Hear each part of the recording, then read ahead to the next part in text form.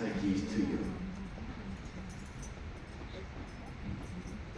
Dear sisters and brothers, the gift of peace is the real gift of the resurrection, to destroy the great fear that we have in our life, that is death.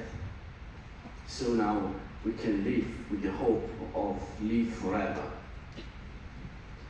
Actually, our Lord is not only speaking of this kind of peace of our heart, but is a kind of peace that is not just for us, it's for all humanity. It's the peace in the relation between people and between peoples, so that everybody may live in peace. 10 days ago, a little more, when the new elected Pope, Leo, appeared at the center of St. Peter from the window there, started to talk to everybody and say, peace be with you. And repeating the same four words of Jesus when appeared to his disciple at the evening of the resurrection. Peace be with you. And this is something that we keep in our heart and make us come here because we experienced the gift of peace. But not only the gift of peace for us, the gift of peace for everybody, that we may build peace in this world. And we understand better this gift of peace if we follow today's gospel and we understand step by step what Jesus is telling his disciples. Still are in the great and the long speech that Jesus did after the Last Supper. Speech that started from 13th chapter of St. John and ending in 17th chapter. So 5 chapters, so long speech, which he said the most important thing to them. And today is open with one wonderful promise. This relation that there should be between the disciple and him, of this love relation.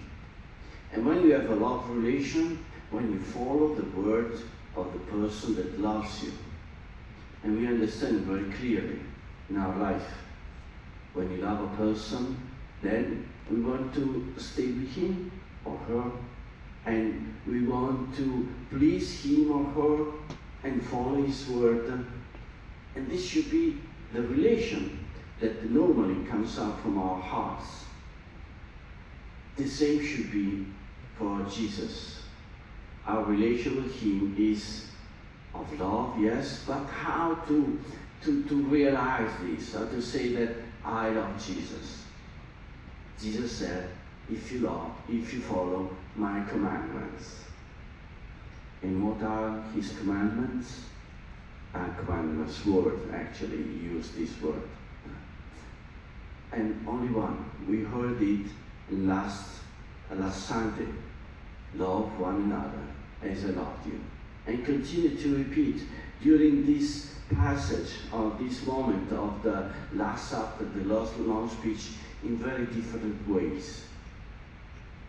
So we want to keep this commandment of love in our life. And the promise that Jesus did today to us, that the Father will love him, and most important, that we will come to him and make our dwelling with him. So nice. Our goal in our life is to make God dwell in our hearts, to live there. And this is a great goal that we have in our life. We understand a little how it should be wonderful to live with God in our heart.